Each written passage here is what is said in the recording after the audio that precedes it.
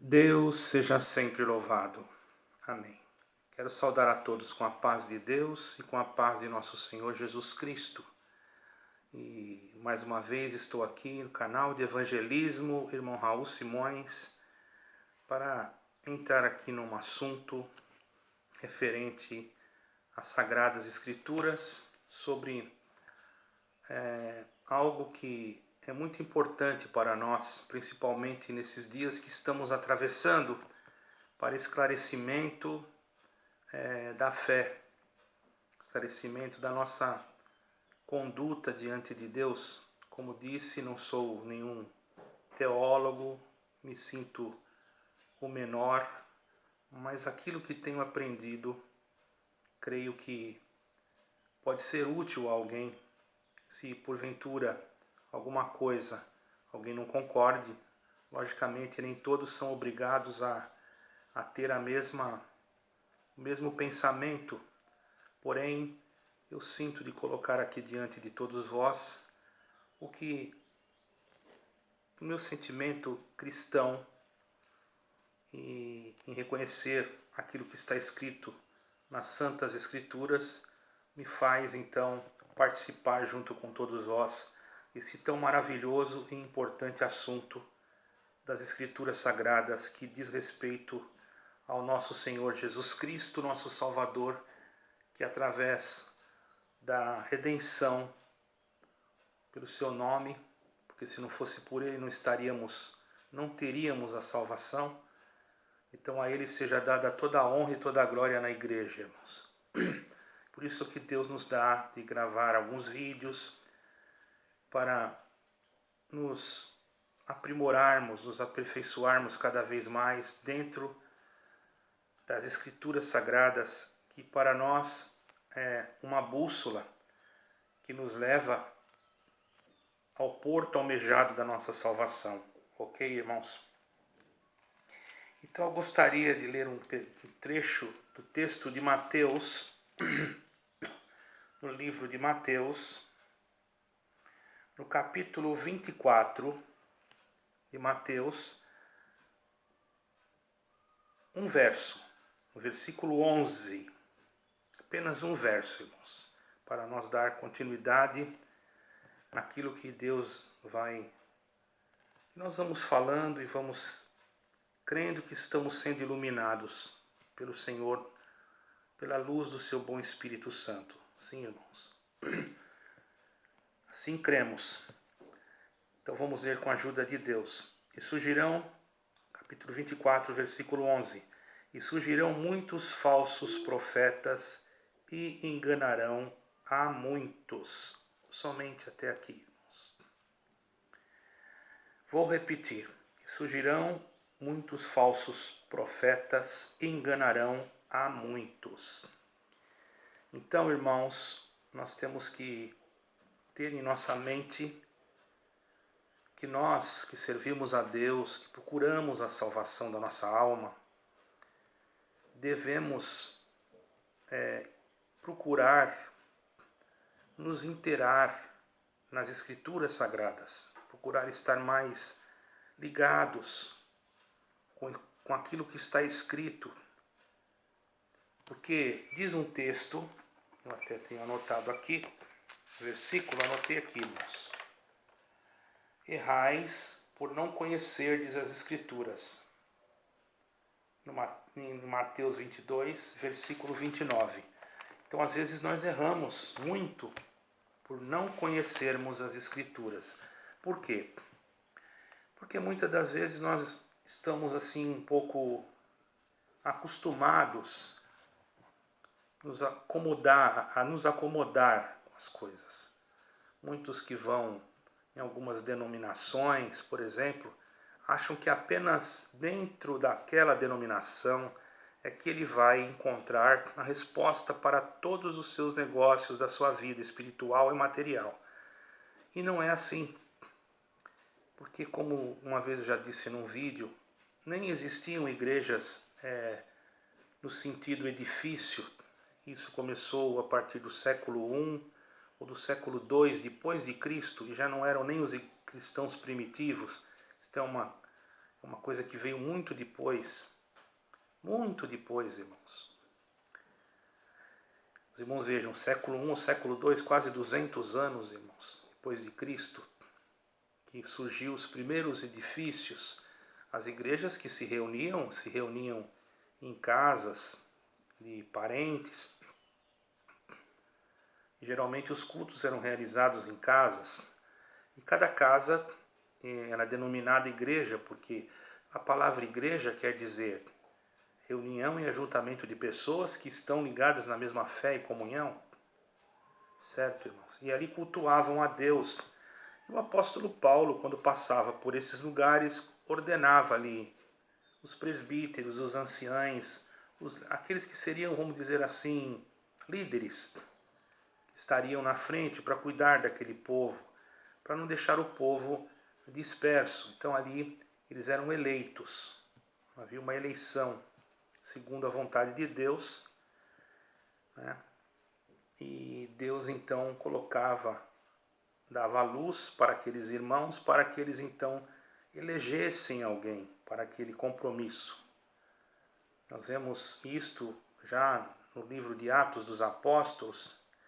Podemos, até aconselho os irmãos lerem o livro dos Atos dos Apóstolos. Não vou falar o versículo aqui, eu tenho o versículo onde acontecia isso, mas o assunto não é propriamente em Atos dos Apóstolos. Eu li 24 de Mateus, então para não ficar muito longo o vídeo, porque é um assunto um tanto delicado, eu gostaria que os irmãos prestassem atenção, e eu vou ser bem cauteloso na explicação para que ninguém se sinta magoado, porque a minha intenção aqui, irmãos, não é criar partidarismos ou criar contendas com ninguém. Minha intenção é anunciar o Evangelho de Cristo e a verdade do Evangelho simples, simplificado. É um Evangelho que todos podem entender, certo, irmãos? Não é uma coisa oculta.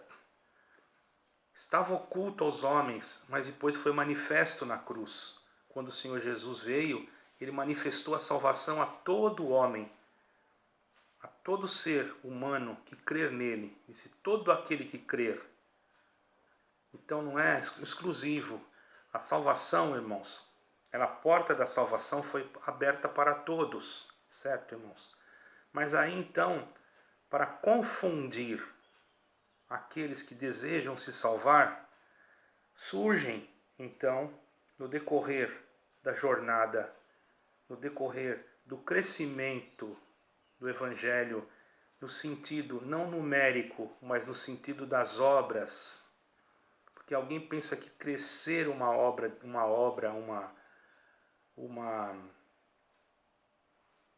igreja, vamos dizer assim, é em questão numérica. Não. O crescimento da igreja, ela não é só numérica, não deixa de ser também um crescimento, porém ela tem que ser um crescimento espiritual. Não adianta ter 1000 pessoas dentro de uma denominação, ou dentro de uma casa de oração, não sei como você chama, e 990 não conhecer nada, não ter amor, não ter caridade, não ter misericórdia, e você plantar o exclusivismo, o ódio, enfim, a xenofobia, entendeu? Você não está ensinando nada. Esse evangelho que você está pregando, você está sendo um falso profeta, porque você está pregando um evangelho de divisão. E Cristo não veio para dividir, no sentido, o corpo, ele é a cabeça, então ele não vai dividir o próprio corpo. E o corpo não quer dizer igreja, irmão, igreja no sentido edifício, CNPJ. O corpo quer dizer a fidelidade a Cristo, a cabeça, independente de qual denominação você seja. Você tem que ser fiel àquilo que está escrito. Se você não for fiel àquilo que está escrito, você não está sendo fiel ao Senhor, porque aquilo que está escrito vem do Senhor. E aquele que despreza aquilo que o Senhor ensina, está desprezando o Senhor, certo, irmãos? Então, esses falsos profetas, que hoje se manifestam na terra, eles procuram vir como obreiros vestidos de ovelhas e muitas das vezes, irmãos, fazendo milagres, prodígios e até mesmo, irmãos, se possível for, eles conseguem enganar até aqueles que são escolhidos de Deus. Mas para você descobrir isso, não é difícil, você tem que ver os frutos, porque pelos frutos você conhece a árvore. Se existe alguém que todo cristão tem plena certeza que é o verdadeiro mestre, é Jesus Cristo. Esse não precisa você questionar, você sabe que ele é o verdadeiro mestre, você sabe que ele tem a verdadeira misericórdia para com você, certo, irmãos? E para nós identificarmos isto, temos aqui, ó, a palavra de Deus. Nós vamos identificar dentro da palavra de Deus agora, então. Vamos ver aqui. Muito bem. Quando nós identificamos aqueles que estão no verdadeiro evangelho, basta nós observarmos para nós identificarmos. Nós vamos olhar para Jesus Cristo e ver se estão fazendo o mesmo que o Senhor Jesus Cristo deixou escrito.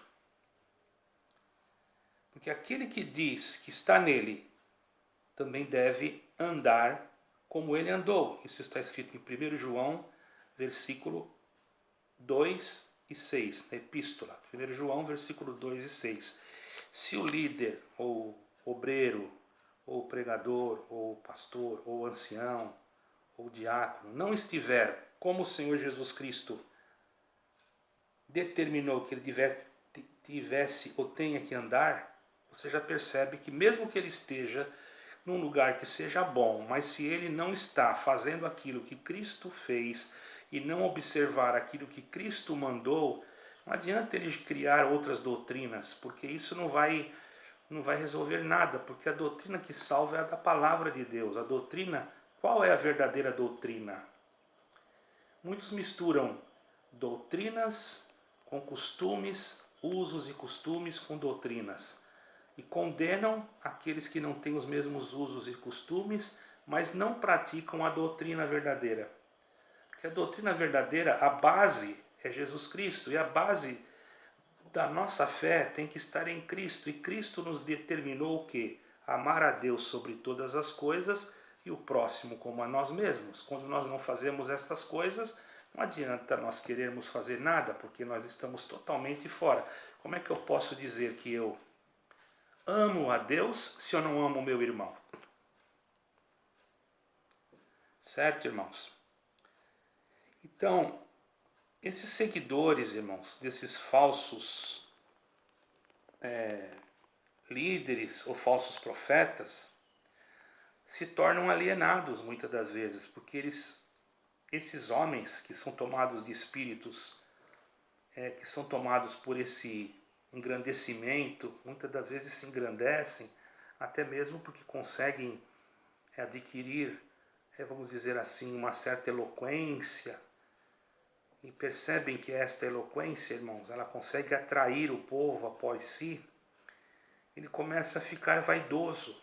E a vaidade espiritual, irmãos, é algo perigoso. Eu posso dizer isso, porque já passei por isso. Hoje, graças a Deus, Deus me libertou em Cristo Jesus. Eu acredito que não sou nada. E se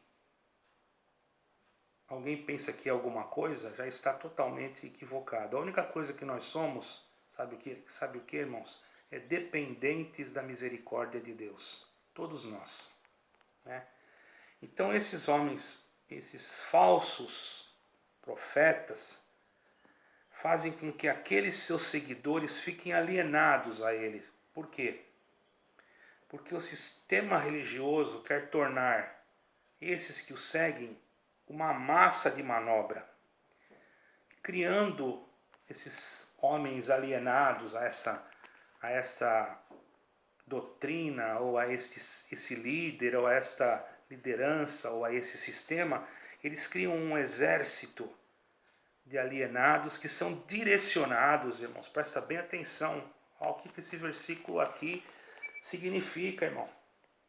Eles são direcionados individualmente, coletivamente, segundo a vontade dos seus líderes. Porque quando eles conseguem transformar a tua mente, fazendo com que você acredite que só ali você vai ter a salvação, você começa a ter medo de reagir a qualquer coisa, porque você teme de perder a sua alma. Porque eles mesmos dizem, se você se levantar contra aquilo que está saindo aqui, você está blasfemando contra o Espírito Santo. E você com medo, né, te amedrontando, você prefere ficar ali. E aí eles usam a própria palavra, distorcem a própria palavra para te colocar você numa posição de inferioridade. E você se sente coagido e você muitas das vezes não está servindo a Deus por espontaneidade, mas você serve a Deus por medo. Deus não quer que ninguém sirva-o por medo. Deus quer que nós sejamos voluntários, que nós servimos Ele com amor. Eu sirvo a Deus porque eu tenho medo de ir para o inferno. Eu sirvo a Deus porque eu tenho medo. Eu não faço isso porque eu tenho medo de Deus. Você tem que temer a Deus. É claro que respeitar a Deus. Ter medo também, claro, tenho medo de errar. Medo de fazer alguma coisa que desagrada a Deus.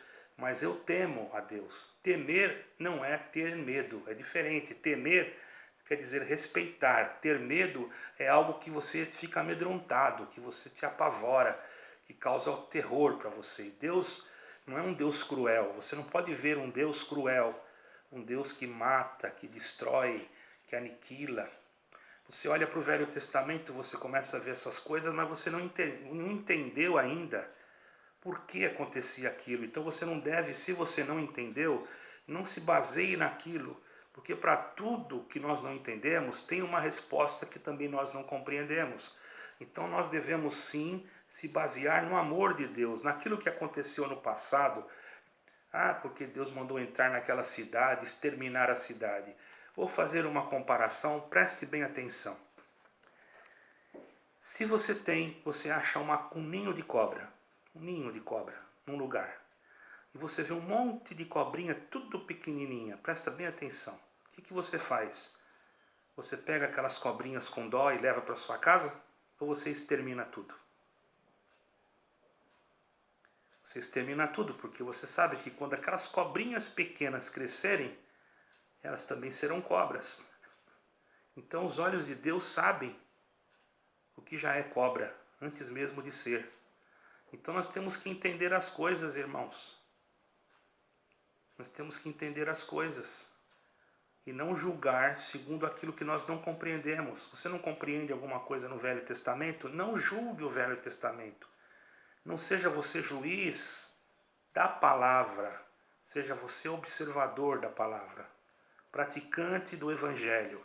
Hoje você está na nova aliança. O que passou, que são mistérios aos nossos olhos, não vamos ignorar. Deus é o mesmo, apenas as ações dos homens mudam. Porque se os homens não mudassem, se os homens permanecessem dentro de uma santificação ou em busca da mesma, muitos males seriam evitados. Mas a consequência do pecado, irmãos, ela faz gerar a morte. Não é Deus que quer que a pessoa morra, a alma da pessoa venha ser deixada, bendito é o nome do Senhor, sem salvação. É o próprio ser humano que, por não colocar em prática aquilo que Deus deixou escrito, não aquilo que ele ouviu de algum pregador ou de algum líder. Por isso que nós temos que examinar, porque nem todo aquele que diz Senhor, Senhor vai herdar o reino dos céus. Então nós temos que ter cuidado. Se você percebe que aquele teu líder não tem amor, não tem misericórdia, não perdoa, não dá oportunidades para as pessoas se reconciliarem com Deus, e ele é amigo daqueles que só têm dinheiro, é amigo daqueles que só têm condições financeiras, você vê que ele não está dentro do Evangelho, porque Jesus Cristo não fazia assim. Defende só aqueles que lhe trazem algum benefício. Às vezes cometem erros gravíssimos, mas ele consegue pôr um pano em cima e diz que Deus perdoou e que nós não podemos falar nada, porque se nós falarmos alguma coisa, nós estamos indo contra o ministério, estamos pecando. Irmão, este é um verdadeiro falso profeta, porque ele não está fazendo o que Cristo fez. Cristo agiu com imparcialidade, irmãos. Ele não foi parcial, não foi amigo desse e inimigo daquele, não. Ele veio para todos. Até aquela mulher samaritana. Os samaritanos não conversavam com os judeus, pois o Senhor foi lá, tomou água no poço e mostrou para todo aquele povo que ele também amava os samaritanos. Tanto é que quando os discípulos foram pedir pousada para os samaritanos e eles não quiseram, os próprios discípulos falaram: Senhor, não queres que nós façamos como profeta, que nós fomos pedir que caia fogo do céu e o Senhor extermine tudo? O Senhor Jesus falou: não sabeis qual espírito eu sou. Os irmãos estão entendendo? Qual é o líder que você tem? Aquele que levanta para testemunhar, contando que Deus matou o inimigo dele e ainda dá risada, e a igreja dá glória? Irmão, isso não é coisa para contar. Se Deus fez alguma coisa assim, pode até ter feito, porque não? Às vezes a pessoa às vezes peca contra o Espírito de Deus ou blasfema contra a palavra e Deus não se agrada e pode fazer o que ele quiser. A vida e a morte está na mão de Deus, mas não compete a mim levantar na frente do povo, contar estas coisas, porque o meu temperamento tem que ser o temperamento de Cristo, no sentido, o meu ensinamento, ou melhor, tem que ser o ensinamento de Cristo: abençoai e não amaldiçoeis. Se eu pedir a morte de alguém, se eu pedir a destruição de alguém, eu estou amaldiçoando. E isso não é de Deus. Compete ao Senhor fazer a justiça que lhe apraz e não compete a mim abrir a minha boca. Os irmãos estão entendendo, irmãos? Então esses homens se tornam alienados, porque tem medo desse líder, e ficam então segundo a vontade dos líderes, distorcendo, e os líderes distorcendo ligeiramente, porque são rápidos para distorcer a palavra de Deus, de uma maneira tendenciosa. Para quê? Dando mais ênfase às coisas da terra. Quando eles querem, eles dão mais ênfase. Deus vai abrir uma porta de emprego na tua vida. Está todo mundo desempregado, irmãos? Quer ver no Brasil? Deus não pode abrir uma porta? Deus não pode falar assim? Claro que pode, eu não estou dizendo que não. Mas você vai num lugar que só prega isso, irmão. Não tem uma doutrina, não tem uma explicação de salvação, não tem nada. Você não te incentiva a você ler a Bíblia, não te incentiva a você pegar a tua Bíblia para você ler na sua casa. Você não vê nunca ele explicar alguma coisa dos acontecimentos finais. Só vê falando que Deus vai abrir porta, que Deus vai fazer uma festa, que quando acabar a pandemia vai ficar tudo bom. Irmão, aí começa a só querer construir igreja, como se o mundo não fosse acabar. Você acha que esse líder está guiado por Deus, irmão? O Senhor Jesus, nesse mesmo capítulo aqui, capítulo 24, irmão, vocês querem ver uma coisa? Aleluia, está dizendo aqui no capítulo 24, versículo 1, quando o Senhor Jesus saiu do templo de Herodes, que foi construído, bendito é o nome do Senhor, e quando diz assim, ó, quando Jesus ia saindo do templo, aproximaram-se dele os seus discípulos para lhe mostrarem a estrutura do templo. Jesus, porém, disse: não vedes tudo isto?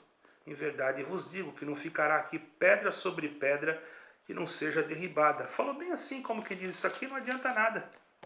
Vai ficar pedra sobre pedra. E você está preocupado com templos.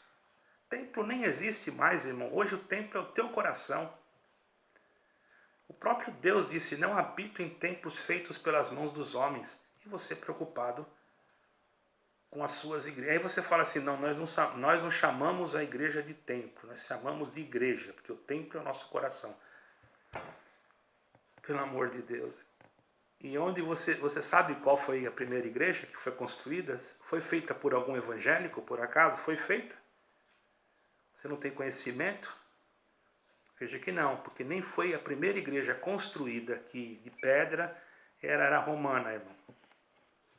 Não era do cristianismo. Jesus Cristo não construiu igreja nenhuma. Ele é a cabeça da igreja. As igrejas se reuniam em casas. Não sou contra, seria uma utopia eu dizer que sou contra ter uma casa para se reunir, ou um lugar para se reunir, uma casa de oração, não sou contra. Mas para que tanto luxo? Para que tanto luxo? Tem que ser com ardósia, tem que ter púlpito que baixa automático,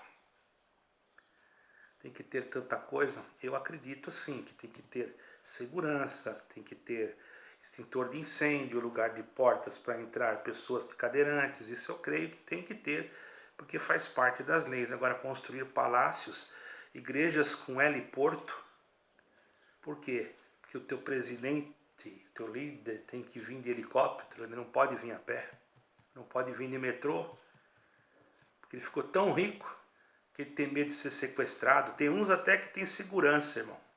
Você não acredita? Tem uns até que anda com segurança, porque tem tanto dinheiro, que ele paga a segurança. Ah, mas eu ganhei com o meu trabalho. Será? Deus é que sabe, né? Eu não posso dizer nada. Antes de você estar na liderança, você vendia pipoca. Hoje você tem segurança. Você está na liderança. Irmãos, tenhamos cuidado. Tem muitos que falam de pastores e não veem que tem líderes aí, irmão, que dizem que não ganham nada e ganham muito mais do que vocês possam imaginar. Mas isso tudo Deus está vendo, irmão. Então, irmãos, aí começam com essas pregações tendenciosas e o povo vai se levando e vai deixando a salvação em segundo lugar. Então vamos lembrar, como diz aqui, irmãos. Deixa eu pegar.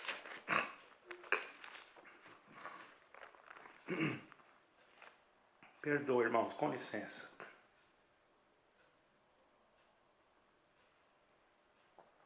Vamos lembrar aqui, irmãos. Colossenses.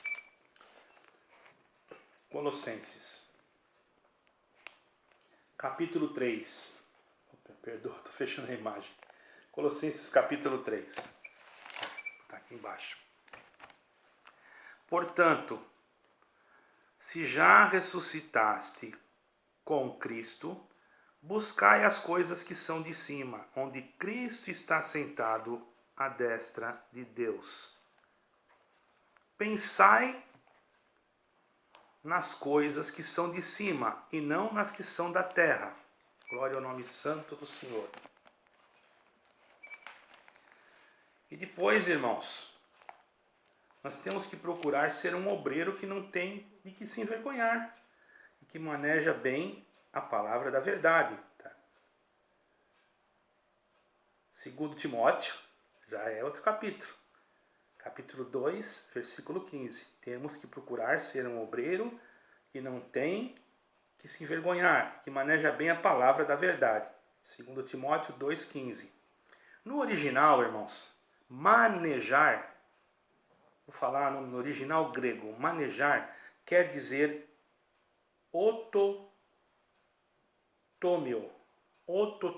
acho que é essa palavra, eu até escrevi aqui separado. Palavra grega que significa cortar com precisão.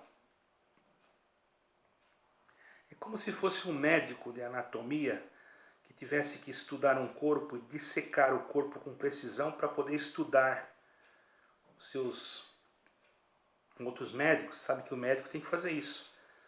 As partes do corpo. Mas ele tem que cortar com precisão, não pode cortar errado, senão ele corta alguma coisa que não é para cortar. E essa dissecação, ela também pode ser feita com uma pessoa viva. Quando vai fazer uma cirurgia, às vezes uma artéria, uma veia tem que ser dissecada, né, para poder ser tratada, certo, irmãos? Então, se houver um erro, pode causar a morte do paciente. Então, se você errar ensinando outro evangelho, você pode causar a morte de uma alma. Pior do que um paciente, você pode causar confusão na mente das pessoas. Você dizer que Deus vai preparar um carro, Deus pode preparar um carro, tal dia Deus vai te preparar um carro, Deus pode mandar, existe profecia, sim, eu creio na profecia, mas não é isso que nós queremos ouvir, irmão. Nós queremos ouvir da salvação. Eu preciso de um carro, eu não tenho carro. Se eu escutar isso, eu vou ficar feliz. Mas numa igreja com 500 pessoas, quantos não tem carro? De repente, um daqueles vai ganhar o carro.